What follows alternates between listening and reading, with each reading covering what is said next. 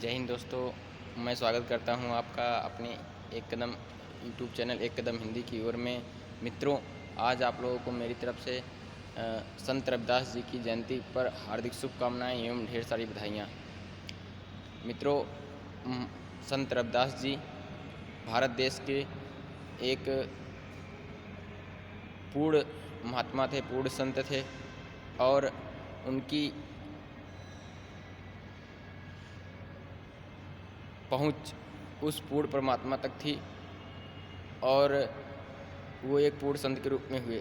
भले ही हम लोग उनको नीच जाति में पैदा होने के लिए लोग उनके तरह तरह के उनके ऊपर चर्चाएं करते हैं, लेकिन महात्माओं का जो संबंध होता है वो किसी भी जाति, परिवार या कुल कुटुंब से संबंधित नहीं होता है और महात्माओं का, संतों का जो स्थान होता है वो सर्वोपरि होता है। इसीलिए महात्मा रविदास जी के पास एक राजा, जिनके राज्य में महात्मा रविदास जी रहते थे, जब उनकी ख्याति हुई और लोग धीरे धीरे उनके पास आने जाने लगे, लोगों को दुनियावी दुख तकलीफ़ों में आराम मिलने लगा और आध्यात्मिक तरक्की भी लोगों की होने लगी। यानी जब उनकी प्रसिद्धि राजा के कानों तक पहुंची तो राजा ने भी विचार बनाया कि हमें ऐसे महात्मा से, ऐसे संत से मिलना चाहिए, उनका दर्शन करना चाहिए। लेकिन कहा जाता है कि राजा तो राजा भाई, पद का अपने अभिमान होता ही है, तो वो प्रजा के सामने से नहीं जाना चाहता था। उसने राजा ने वेश बदलकर और रात में महात्मा रविदास जी के पास जाने का निर्णय किया। अंत में अपने निर्णय के अनुसार वो रात में महात्मा रविदास जी के पास पहुँचे, लेकिन उस दिन महात्मा रविदास जी भी बैठे हुए थे और उनका काम था मोची का, अपना कुछ काम कर रहे थे। फिर जब राजा वहाँ पर पहुँचा, उसने प्रणाम किया तो महात्मा रविदास जी ने उसे, राजा को, अपनी तुमड़ी से पानी निकाल करके दिया। तो अब महात्मा, चूँकि इतने बड़े महात्मा और उनके दिए गए प्रसाद स्वरूप का निरादर भी ना किया जाए, तो हालांकि उसने पिया नहीं, राजा के मन में शंकाएं उत्पन्न हुई। वो उस दिए गए, महात्मा रविदास जी के पानी को, दिए गए प्रसाद स्वरूप को उसने पिया नहीं, उसने फेंक दिया पीछे, जो कि राजा के पहने हुए कपड़े पर गिर गया पानी। अब बातचीत करके राजा वहाँ से निकल दिए और उस पानी का दाग उनके जैकेट पर पड़ गया। तो वो सोचने लगे कि ये तो मेरी बड़ी बेइज्जती हो जाएगी और इसको जल्दी से जल्दी धुलवा देना चाहिए। उन्होंने अपने नौकर को बुलाया और कहा कि ले जाओ इसे और धोबी को दे दो, जल्दी से धो दे। तो नौकर ले गया, उस कपड़े को धोबी को दिया और धोबी कहीं काम से बाहर निकल गया। उसने अपने बेटी को कहा, बेटी देखो ये राजा का कपड़ा है, राजा साहब का, और इसको धुल देना अच्छे से, ये दाग छुड़ा देना।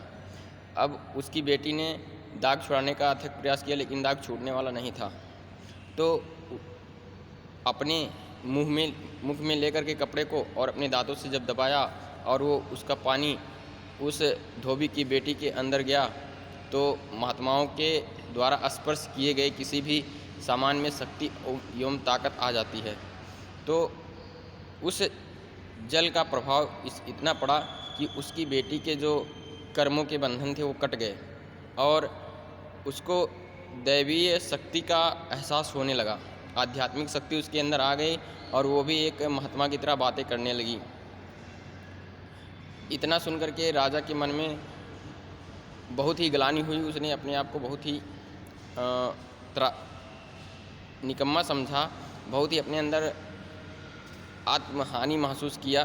फिर वो महात्मा जी के पास गया, लेकिन संत रविदास जी ने कहा समय समय की बात होती है, अब तो इसके लिए बड़ी मेहनत करनी पड़ेगी। तो ऐसे महान संत, जिनकी शिष्या मीराबाई, जो कि एक रजवाड़े परिवार की थी, और उनसे वो चीज़ प्राप्त करने के बाद वो भी अपने राजपाट को पूरी त्याग दी। तो ऐसे महात्मा हुए, ऐसे संत हुए।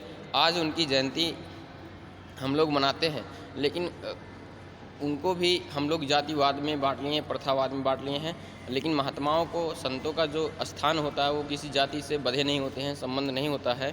तो मित्रों, संत रविदास जी एक जो संत होते हैं वो सबके लिए आते हैं। सभी इस पृथ्वी पर जितने भी जीव जंतु होते हैं, जितने भी प्राणी होते हैं, महात्माओं और संतों का प्रादुर्भाव सबके लिए होता है, क्योंकि जब सबके ऊपर मुसीबत पड़ती है तब ये संत महात्मा ही बिना भेदभाव के, किसी भेदभाव के सबके दुख और तकलीफ़ों को हरते हैं, चाहे वो छोटा सा जानवर हो, चाहे बड़ा सा प्राणी, मनुष्य या हाथी हो। तो महात्मा रविदास जी भी, संत रविदास जी भी ऐसे ही एक संत थे और उन्होंने सबकी तकलीफ़ों को दूर किया अपने समय में, और जो भी उनके पास गया उनकी दुख तकलीफ़ों को उन्होंने दूर किया। तो आज उनकी जयंती है। अगर हम लोगों को कुछ करना चाहिए तो उनके वाणी के अनुसार, उनके जो कथन है उसके अनुसार हमें चलना चाहिए। किसी भी व्यक्ति के, किसी भी महात्मा के हम अगर वचनों का अनुसरण करेंगे, उनके वचनों का पालन करेंगे तो ही हमारे जीवन में सुख शांति आ सकती है, क्योंकि महात्माओं एवं संतों के जो वचन होते हैं वही हमारे लिए फ़ायदेमंद होते हैं। तो मित्रों, जैसा कि कहा गया कि संत कबहु नहीं, वृक्ष कबहु नहीं फल भके, नदी न संचय नीर, और परमारथ के कारण संतन धरा शरीर। तो यही संत और महात्मा होते हैं जो केवल बिना किसी भेदभाव के सबका कल्याण करना चाहते हैं, बाकी इस दुनिया में और कोई नहीं है। तो इसलिए मित्रों, आज संत रविदास जी की जयंती पर मैं आप लोगों से यही प्रार्थना करूंगा कि वर्तमान के संत की, वर्तमान के सद्गुरु की बात को आप स्वीकारिए, मानिए, और जो वर्तमान के संत हैं उनकी बातों को स्वीकार कीजिए, तभी हमारा और आपका कल्याण इसी में है। तो एक बार पुनः आप लोगों को मेरी तरफ से संत रविदास जी की जयंती की हार्दिक शुभकामनाएं एवं ढेर सारी बधाइयाँ। और आप लोगों से ये निवेदन है कि आप लोग एक बार ज़रूर वर्तमान के संत की खोज करके और उनसे बचने का रास्ता, जो भी अपने दुख तकलीफ़ हैं उस दुख तकलीफ़ों को दूर करने का रास्ता आप लोग ले लीजिए। जय हिंद दोस्तों।